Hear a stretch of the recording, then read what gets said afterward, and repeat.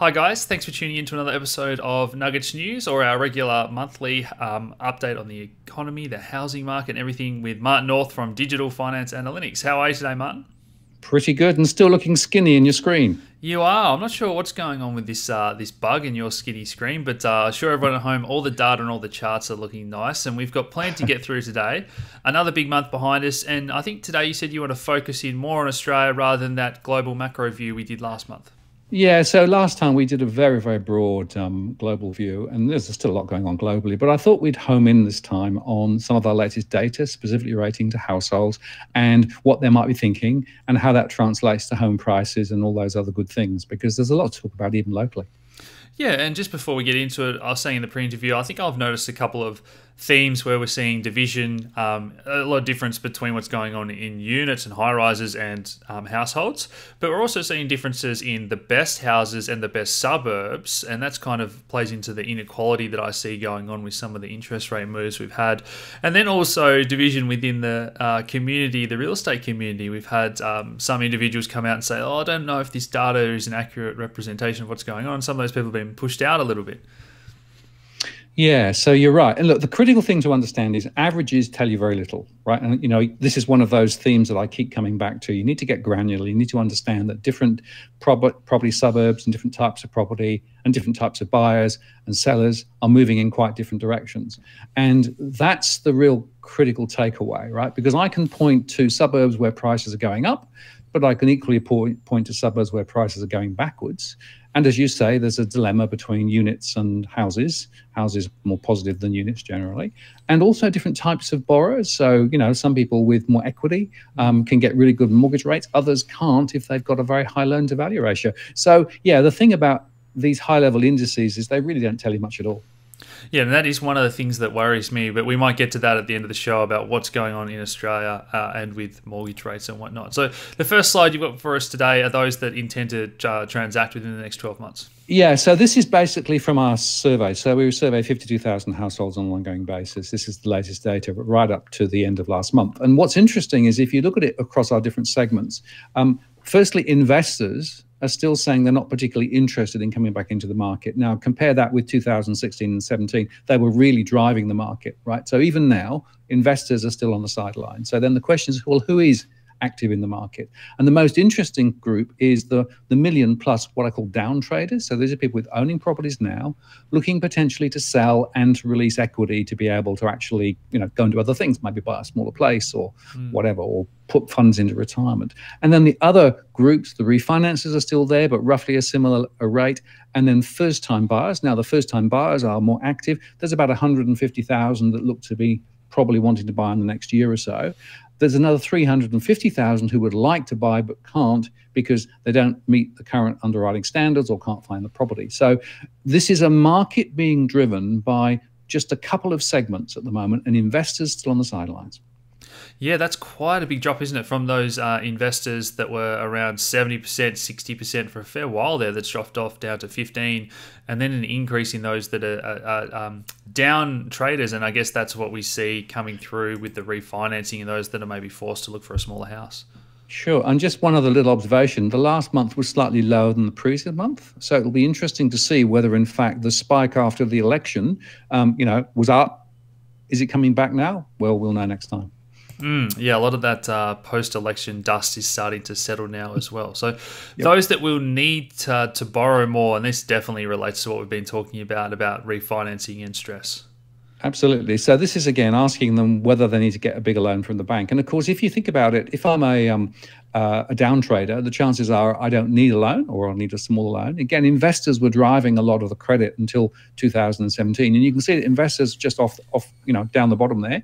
It's the up traders. So these are people who basically want to buy into a bigger property, either because they want to expand, get more space, perhaps look for some capital growth, or they're changing with their job or some other reason. So up traders and, again, the first-time buyers are the other group. So they are the two that are actually driving a lot of the loans at the moment, and they'll need to borrow over the next 12 months or so. But this is still on a very narrow base compared with where we were in 2017. And so, the theme that comes through here is, some demand for credit, but nowhere near as much as previously. Yeah, and those that are hoping to borrow more, the first homeowners, might get a bit of a boost with the 5% scheme. Yeah, absolutely. And, the banks are very keen to lend at the moment. As we've often said, it's because essentially mortgage lending is what it's about. And a couple of the big banks who reported recently actually reported that their books were going backwards rather than forward. So they're really desperate to try and lend. That's why they're focusing in on first-time buyers as well as the government scheme, and also looking to try and grab some of that refinancing that's going on. But overall, I don't think the demand for credit is anything like as strong as it was 2 or 3 years ago. No, we've seen a big advertising and marketing push from certain banks saying, we're now happy to deal with 10% down for investors. And I spoke to a few of my friends that are brokers, and again, they think this is all a little bit crazy, a bit of an upside down world, but they're happy if they're doing more transactions and getting their fees. And they said it's the case that really they can fudge it and move it around to get investors with 0% down and take the mortgage out and capital out of other properties and whatnot. So the banks want more loans. Yeah, and I think we will see interest-only loans being pushed very hard and investment loans being pushed very hard. But from a demand perspective, right, I don't see that many investors coming back in as yet. Yeah. So next up here, we've got, I expect house prices to rise in the next 12 months, and that's been a sharp rebound. Yeah, and this is pretty amazing. So this is now talking about people and how they're reacting to, if I can put it like this, the real estate propaganda. In other words, all of the, property prices are hot, moving by now. A lot of people were very, very negative on house price expectations up to and including the election. But since then, it's really come away. And in fact, in the last couple of months, and particularly in October, this is very, very strong. And interestingly, property investors are leading the way. They are the most bullish and buoyant about future property price expectations. Now, of course, the question to ask is how grounded is that in reality versus enthusiasm? We're asking for an opinion here rather than actually based on fact. But clearly, there's a big turnaround in sentiment in terms of future property prices. Well, Martin, if there's ever been a case of watch what they do, not what they say, we just saw that the investors aren't coming into the market and buying, but they've gone from 2% to 60% think prices are going up. So, And that's the point. So there's this amazing dichotomy between, expectations about future prices, but then how does that translate into activity? And what I'm saying is that from my surveys, activity levels look to me to be staying quite low for some time. And perhaps we'll explain some of those reasons as we go through some of the rest of the charts, because it's not just expectations on prices, but it's the accessibility of credit and, other issues around household budgets that I think are still cramping people's style. Well, maybe to extrapolate that further, could there be a case of those with investment properties and those big investor portfolios, they're now hoping or predicting that prices will go up kind of because they need them to. And if they don't, they're actually going to be the ones that are going to be forced to sell their portfolios. Well, I think they are. And they're also talking the properties up. A lot of investors are selling at the moment. There's no doubt about that, because they've got this issue of interest only switching. And they're worried about maintaining their cash flows and those sorts of things. So property investors are definitely selling in some place at the moment, and they're also quietly trying to dispose of some of those units, particularly high-rise units that were bought relatively recently with some of the problems, and so they're quietly trying to sort of get them out the door before it all hits the fan, as it were. And that's been in the news again lately about, is it freedom of information? People are trying to get them to release the details of which apartments are affected, but the government refusing to? Yeah, there's around 3,500 across the country now, if you add them all up, that are probably issues with flammable cladding, for example, but nobody is prepared to publish that list. And of course, the excuse they're using is, people might actually go and try and set fire to the buildings, But the real reason is, of course, they don't want the bad news to get out. My own view is if I was an owner of one of those properties, I would want to know whether my particular building has a flammable cladding issue or a cracks issue. But at the moment, it's very hard to get that information. I think that is doing a very significant disservice to the average Australian, but it's protecting the industry and it's protecting local governments as well. So don't expect any change anytime soon. Yeah, if this was a listed stock company and there was hiding such a huge issue from investors, it would be illegal to do so. That's exactly right. And, as an owner, or if I was living in one of these, I'd want to know about it. I want to know what's being done and, what the owner's corporation is doing in terms of tackling the critical issues. This is a billion problem across Australia just to fix the cladding, let alone the broader construction issues that we know exist in some of the high rise. And as so far, very little has really been done to tackle the underlying root causes of either of those issues. Yes, absolutely. Okay, so mortgage stress has continued to trend higher, another record high. Yeah, so this is no surprise in a way because we continue to run the series. But we had a little bit of an evening out for a couple of months as the lower interest rates came through and as the tax refunds, which, by the way, on average were a lot lower than people expected, which is something else just to bear in mind. But yes, unfortunately, mortgage stress is now running away again on a cash flow basis. More households are struggling. 1.07 million of them now struggling, 32.2% of households. And it's the same old in a way that incomes are just not running fast enough to cover the increased costs. And they talk about all the average costs that have gone on rates, electricity, even childcare costs, healthcare costs, all the typical ones. But the other thing to notice is that even things like food is also higher now. So it really is significantly across the board. And therefore, more households are just struggling. And that, of course, means that they've got less ability to get refinancing and to get a new mortgage. And so this, I think, is one of the reasons why we're seeing the difference between price expectations on one hand and people's ability to go buy property on the other hand. And other competing data sets, government data, is this showing similar things in those trends, Martin? Well, it's tough to get. So we know that the Reserve Bank's data shows that there's around, I think, like 27% of households who have less than 1 month's cash available if in a crisis. I've got a similar proportion. It's nearly 30%, just below 30%, who couldn't get $500 in an emergency. And we know that the ABS has somewhat similar numbers. So we know there's a significant proportion of households with very significant financial issues, and a lot of those have a mortgage. So the precise number might be a bit different, but there is a significant, let's say 1/3 of those with mortgages are definitely in difficulty. And, there's nothing fundamentally changing in the economy because wages aren't rising. Unemployment, if anything, is looking like it's going to go higher rather than lower. And it just simply means that households are less able to do the things they want to do. And coming into Christmas, is this a time when we see people, stretch themselves maybe more than they would have? Is this going to be interesting, particularly with debt already at the levels it is, to see if people go further into debt for Christmas? I think the next 2 months are going to be really interesting. Yeah, so I expect a little bit of a spike in personal credit. We'll see in a second, personal credit was down again, but people will tend to say, oh, hang it, I'm just going to spend over Christmas and I'll sort it out in the new year. But, the fact is that households are really quite twitchy at the moment. So I wouldn't be surprised if this Christmas at the shops is relatively quiet.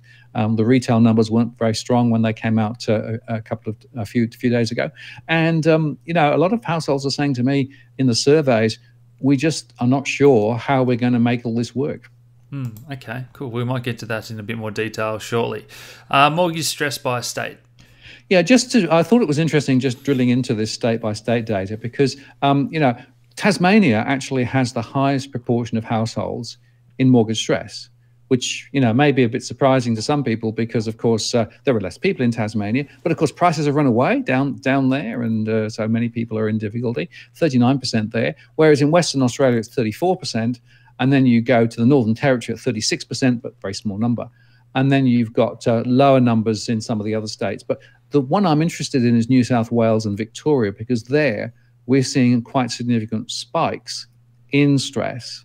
And in those two states in particular, it's a lot of households who are on the urban fringe. So a lot of these newer states that were built 3 to 5 years ago, or are still being built now, a lot of those bought at the top of the market, and they are now really, really struggling. So I wouldn't be surprised to see some significant issues in the next 12 to 18 months around those urban fringes of those two major centres. So, Martin, with Tasmania, where prices haven't really corrected, I would have thought a lot of people are sitting on, nice profits and they're feeling the wealth effect, but you're seeing them in stress. Well, there's a difference between cash flow and wealth, right? So, you might be sitting on a property that's worth, a few $100,000 simply because prices have gone up. But that doesn't necessarily help with cash flow, right? You still got to manage money in, money out. And that's the challenge because in Tasmania, incomes tend to be a little bit lower. The cost of living actually quite a lot higher in some areas, partly, I guess, because you're coming across the sea there from the rest of Australia. So, yeah, it's a difference between equity and, growth in equity gives you a little bit of confidence. But from a cash flow perspective, it's about money in, money out, and that's the challenge we're seeing. Yeah, I noticed fuel was, I think it was 30 cents per litre cheaper when I was in Adelaide the other day than normally where it is in Tassie.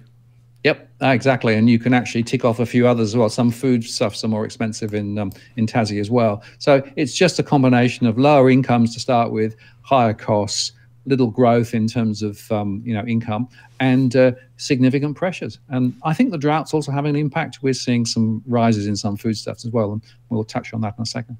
Yeah, well, I was going to say all that ties in perfectly with household confidence. Exactly. So that was our next report. And again, I was a bit surprised. This is way down again. 83.7 is as low as it's ever been in my whole series. And I've been running this now since 2013. But it's the same issues, right? So essentially, households are really feeling the pressure with regard to incomes being really under pressure, costs of living rising, the broader economic news not very good. Underemployment is another factor that we're seeing a lot of. So people aren't getting the hours that they want. They might be in employment, they might have 2 or 3 jobs, but nevertheless, the total income they're getting in is not what they need. And then they're worried about savings returns. So, deposit rates are very low at the moment. So a lot of people are struggling about that, but they don't want to switch to higher risk alternatives. And so across the board, even if you've got a mortgage or if you haven't got a mortgage, overall confidence levels are lower than they've ever been. And that's going to be another dampener on people actually going and transacting. So it goes back to that discussion we had earlier on as to why it is that people might be sitting on the sidelines at the moment. Yeah. Okie dokie. So weighted averages across the capital cities? Yeah, so this is the CPI stuff. So I just thought it was interesting because, we've discussed before whether the CPI is a true and fair representation of what's real. And of course, it's not, particularly relating to the fact that the housing costs are understated dramatically. But nevertheless, even things like food costs and healthcare costs, our education costs are running significantly above income growth. And so that's the real critical thing to understand, that it's the meat and potato things that people are actually having to pay for that are actually really stretching them at the moment. And because incomes are not rising, if you're in the public sector in Canberra, then you might be doing fine. But if you're in the private sector in almost any other state, then your average income growth is significantly lower. And the fact that people aren't getting the overtime hours that they were working, in the SME surveys, we're seeing a lot of construction people now working 3 days a week rather than 6 days a week. So they're just not getting the hours. And so in the context of rising food costs, rising healthcare costs and other costs, the pressures on households continue to grow. Yeah, no, that's why I'm really interested to see what happens coming into Christmas. So annual credit aggregates here across the different sectors. Yeah, so this is basically the RBA data from just over a week ago. The flow data will be out later today, so unfortunately we won't be able to discuss that. My suspicion is we'll see an uptick in flow rates, in other words, new loans being written, but a lot of our other loans being paid down, because the total housing growth was 3.1, which is the lowest it's been forever, right? We've been used to 6.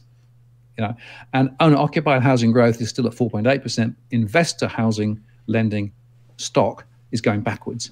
And the other thing to notice is that business is down as well, and personal credit is minus 4.4% on an annualized basis. So people are not grabbing other forms of credit. I think that's more because they can't afford to, rather than because they would want to if they could. So this is a very, very important read in terms of the total credit momentum in the economy. And as you know, I've said quite consistently, my view is that credit growth drives, or the rate of change of credit growth drives home prices. So if credit growth is actually declining, then the question is that suggesting that maybe home prices are not moving up as fast as some people are saying? And we'll see with the flow data later today as to whether that's true or not. But I'm not convinced that there's a broken link between the rate of credit growth and home prices. I think there might be something else going on here, but a bit too early to say. Yeah, the credit impulse, the rate of change, with the debt that we've got and whatnot, I definitely agree that that is highly correlated, or at least should be.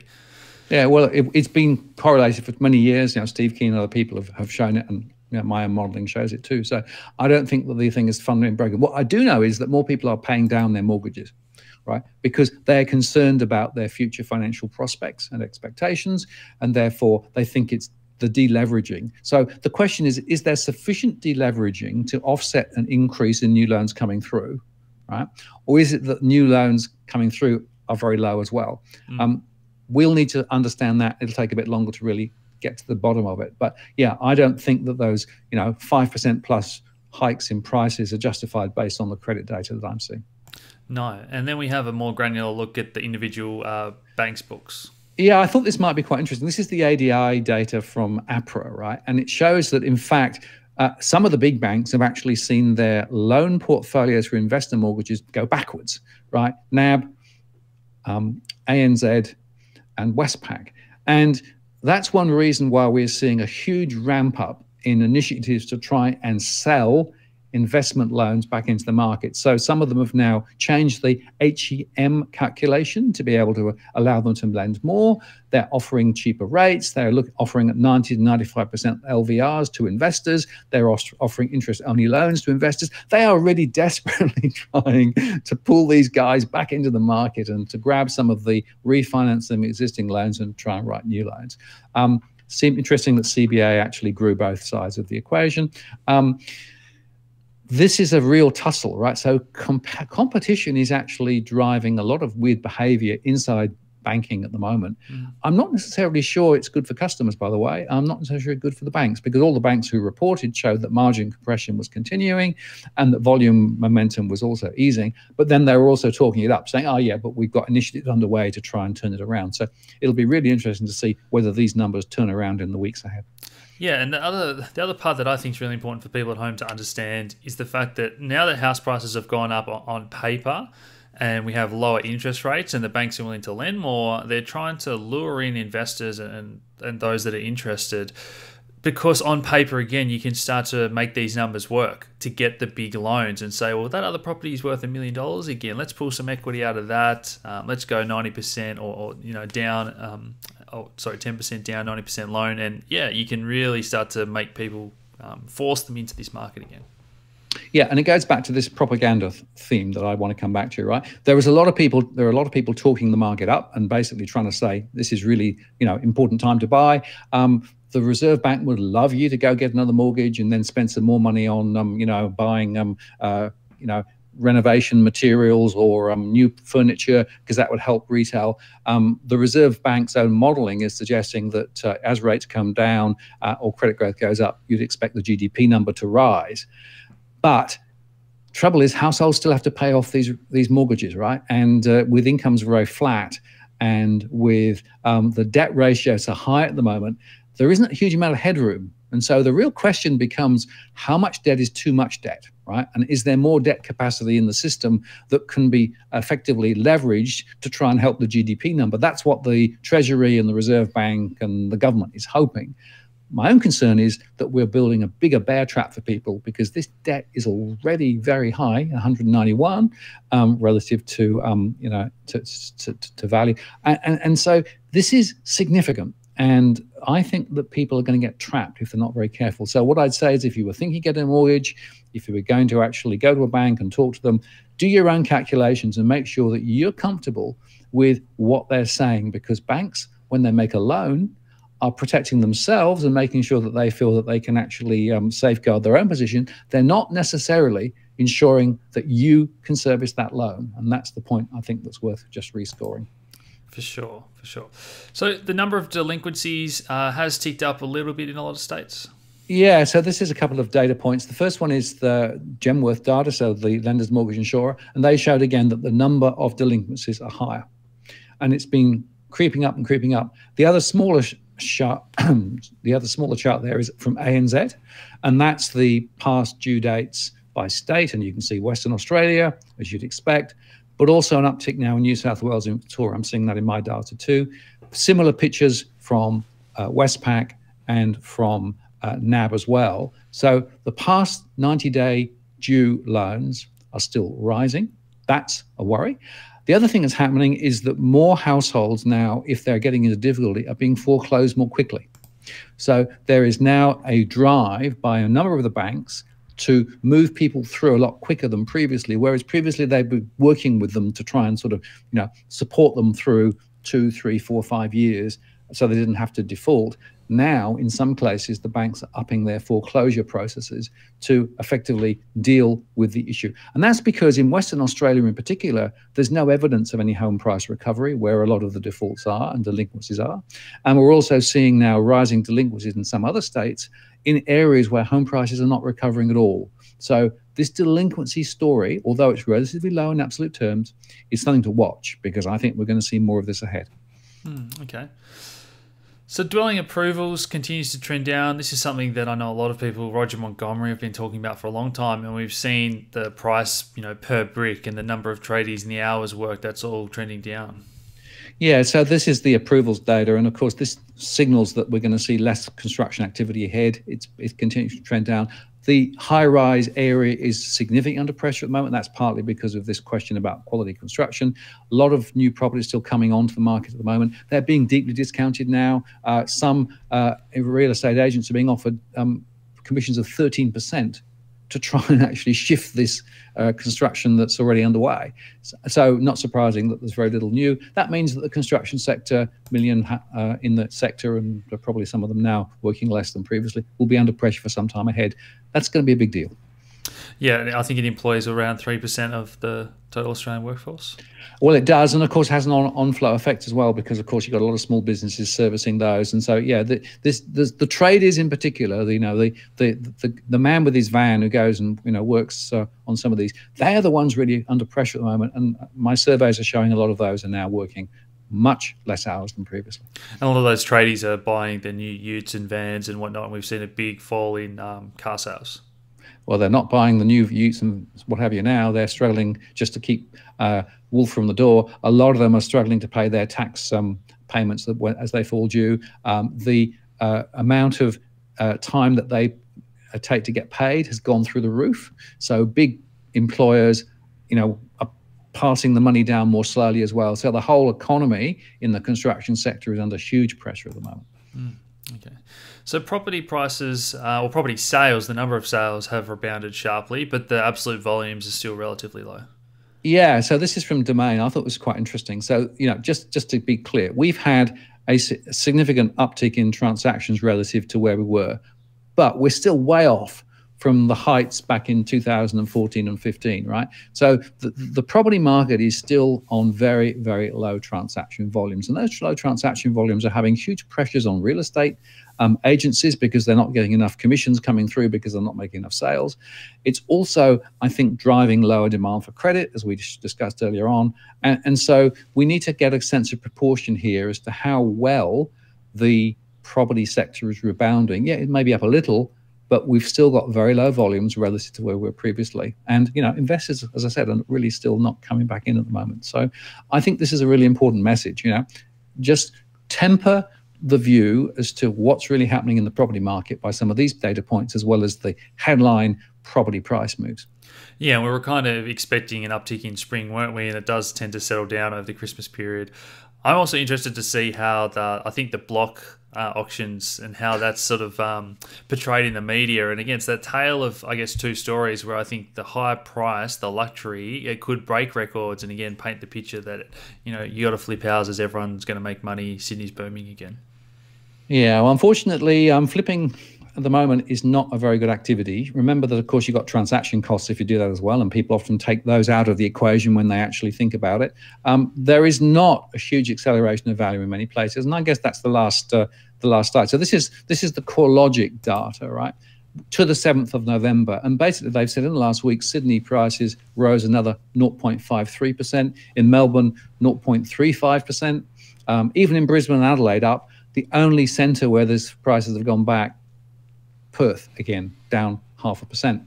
And even over the quarter, they're saying up now 5.55% in Sydney and 5.97% in Melbourne, so Melbourne further than Sydney. The others a little bit.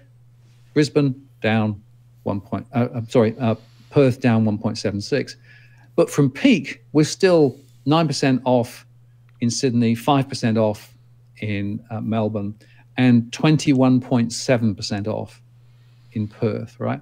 Now, these are the most positive, metrics that are published currently as to what's happening in the property sector. There are others who are saying, no, we're not seeing anything like these across the board.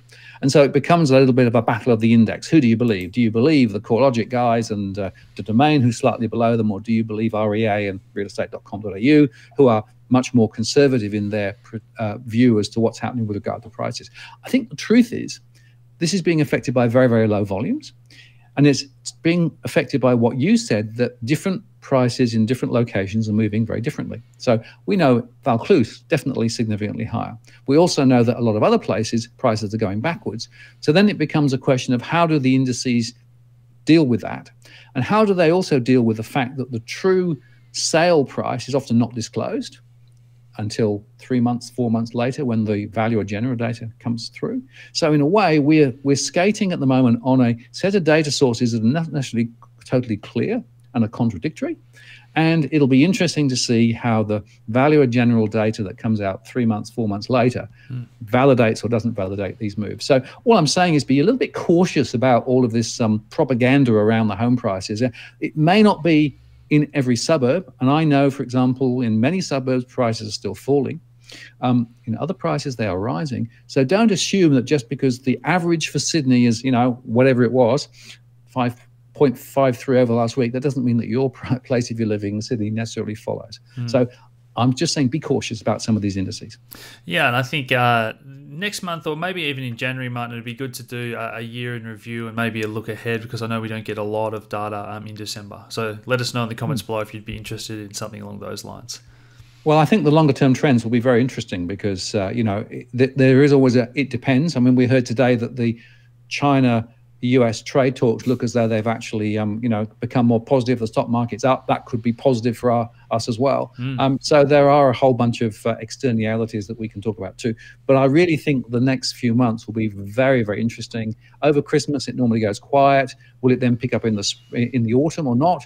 And, will these other types of borrowers that aren't borrowing at the moment come back into the market? Will prices continue to move into more positive territory or not?